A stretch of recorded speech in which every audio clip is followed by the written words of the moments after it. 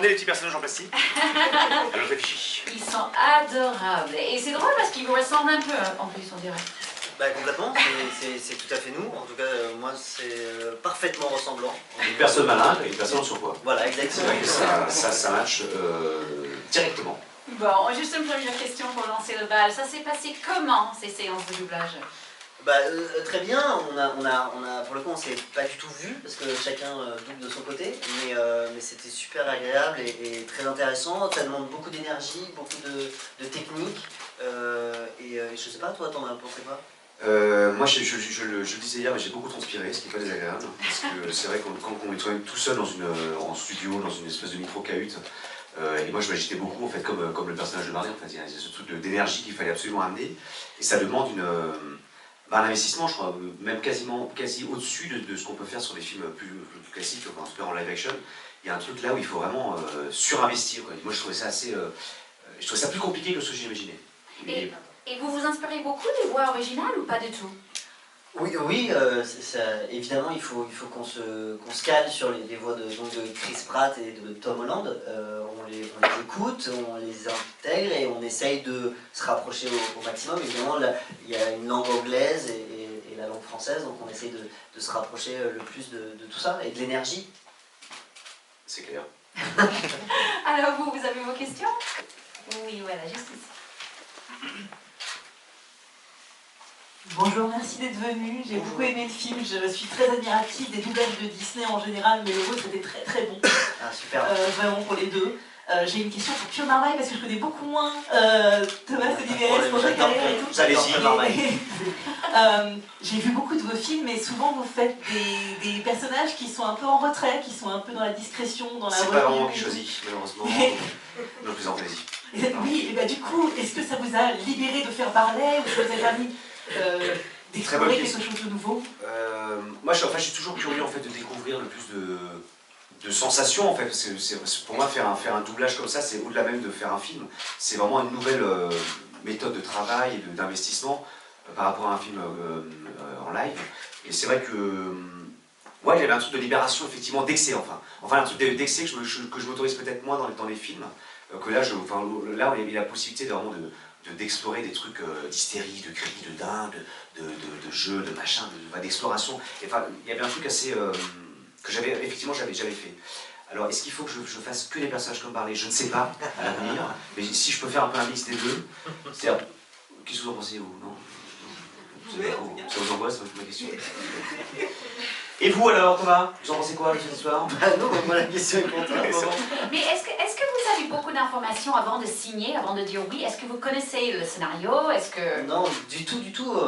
Même pendant le doublage, on double au fur et à mesure. On ne sait pas du tout l'histoire, mais on m'a vraiment dit tu verras, tu vas voir ce qui va se passer. On ne veut pas te dire, on ne veut pas te spoiler, on veut que tu découvres sur le moment. Et forcément, moi, je me suis fait choper sur des scènes. J'ai deux grands frères, donc ce film m'a profondément touché aussi.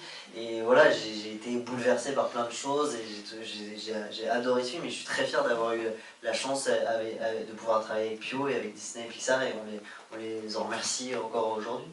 Et puis, pareil pour vous, vous ne connaissez pas grand-chose en fait avant de signer ou, en fait, il y avait déjà la bande-annonce américaine. Donc quand j'ai vu le petit personnage bleu en camionnette avec une petite veste en cuir, je me suis dit, enfin, je me suis dit, ça ne peut qu'être moi. Instantanément, je me suis dit, lui, ça va être lui que je vais jouer. Et moi, j'étais excité, enfin, je sais pas, c'est comme n'importe qui la vie normale. On s'appelle, on dit, putain, est-ce que tu veux faire un Pixar? Enfin, j'étais hystérique, évidemment, avec le flegme que j'essaie de regarder. Oui, j'étais hystérique, enfin, c'est normal, comme c'est des films qui m'ont quand même marqué. Enfin, à chaque fois, les propositions, elles sont quand même singulières. C'est quand même des objets, des œuvres qui sont vraiment assez dingues, quoi. Enfin, en tout cas assez riches. Et moi, ça me rend curieux, ça me rend très curieux. Vous avez d'autres questions? Voilà, qui a le microphone? Oui, j'ai deux questions pour les deux. Est-ce que c'est pour vous un autre travail que celui du comédien habituel?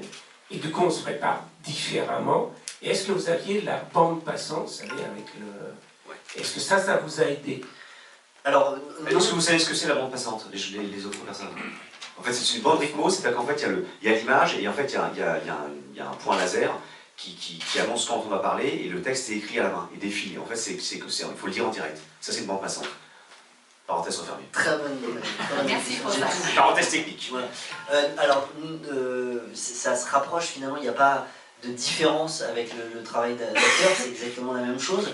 Ça demande énormément d'énergie, énormément de technique. Je pense pas que c'était si technique que ça. On a eu la chance de travailler avec Hervé Ray, qu'on embrasse et qui nous a fait très bien travailler. La bande passante, oui, forcément, on est obligé de la voir puisqu'on ne connaît pas le texte, on découvre vraiment. On écoute une fois la version anglaise, en langue anglais, avec Chris Pratt et Tom Holland, et tout de suite on attaque, et donc on n'a pas le texte à l'avant, on n'apprend pas le texte, on le fait vraiment sur le moment. Donc voilà, ça demande beaucoup d'énergie et de concentration. Et aucune scène. Ils sont pas de bande passante. Alors, Ah oui. parce qu'en fait, aux États-Unis aussi, le travail est fait un peu à l'inverse. C'est-à-dire que c'est déjà les acteurs qui jouent entre eux, qui créent les situations, qui jouent en fait comme un scénario conventionnel, classique, et ensuite il y a une animation qui vient se poser par-dessus. Et c'est vrai que quand on fait du doublage, c'est pas du tout le même exercice. C'est-à-dire qu'il y a déjà une version qui existe, une version en tout cas en langue anglaise, et nous on est obligé de rentrer à l'intérieur de cette espèce de carcan, quoi, qui n'est pas évident parce qu'on n'a pas forcément trop de choix, mais donc c'est beaucoup plus technique. J'ai pas de choses par rapport aux Américains, excusez-moi, mais il faut quand même préciser. Quand même. Pas évident. Et derrière, c'est vrai que, et surtout même en termes de labial, en termes de langue, la sonorité de la langue française n'est absolument pas la même que la langue américaine, que la langue anglaise. Donc il faut trouver en même temps cette poésie, cette drôlerie, ce rythme, dans une petite cahute, ce que je précise toujours à l'intérieur de cette cahute. Et voilà, bon, sans se jeter de fleurs, j'ai l'impression que pour le coup la VF, plutôt pas mal. Je sais pas si C'est un petit peu ce que ça fait. Là, la fleur a été jetée. Mais oui, je la jette quand même. Elle est Parce que j'ai envie d'avoir votre consentement, mais j'ai l'impression que ça marche plutôt bien. Vous en pensez quoi? Vous n'avez pas de choix. Voilà. Merci, le travail Merci à fait. tous, merci d'être si sympa. Et il y a une autre question, je pense, là-bas. Oui, moi j'ai une question par rapport au casting. Je voudrais savoir un peu comment ça s'est passé et à votre avis, Je pense qu'il faut demander à pourquoi Wallace. est-ce qu'on vous a, pourquoi on vous a choisi pour ces rôles?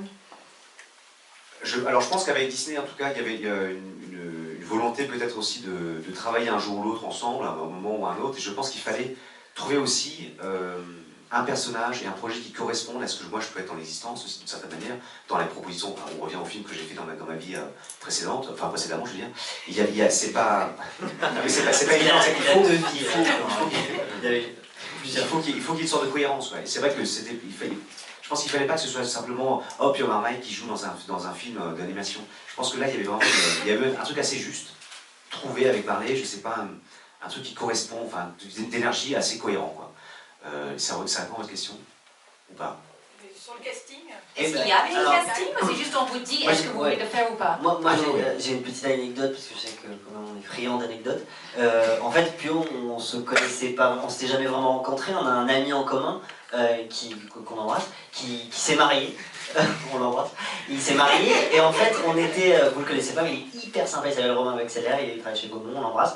En fait il s'est marié et il s'avère que j'étais invité à l'enterrement de Vie de Garçon. Vous allez voir l'histoire, elle est particulièrement longue. Vous allez voir. À un moment, il va se passer un truc. Préparez-vous parce que la partie très Ah non, c'est ouf, incroyable. Il y a un film d'ailleurs qui est en train d'être tourné sur ce sujet. C'est un peu plus gros, c'est Vado qui allons faire les rebonds. hyper sympa le mec. Non, bon bref, donc enterrement de Vie de Garçon, amusement, fun, escape game, victoire. Victoire dans l'Escape Game. Voilà, à Châtelet quand même. Première partie de l'histoire terminée. Pareil, déjà ça. On marche, on déconne. Pio passe devant une affiche d'un film d'animation et il dit ah trop cool, c'est pas celui-là mais moi je vais faire le Pixar. Et il me dit ça à moi et je dis ah la chance et tout, trop chance, t'as trop de chance et tout. Cut. Et voilà. Bon, on est en face de vous avec des C'est personnages. incroyable.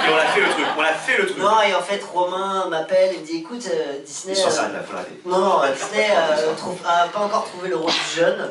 Et du coup, c'est moi qui ai appelé. J'ai demandé à mon agent d'appeler, de dire est-ce que je pourrais passer l'audition. J'ai passé l'audition et je l'ai pas eu. Et ah, c'est pas vrai, je l'ai eu du coup. Bah oui, sinon je serais pas là. Le mec qui devait jouer et les CD. Et finalement, j'ai dû le faire. Voilà. Un concours des circonstances. Voilà. C'est génial. Une chute. Ça arrive très vite. L'histoire était pas trop longue. Non, ça va. Non, c'est pas mal. Très sympa. Qui a une autre question? On va aller juste ici. Oui, bonjour.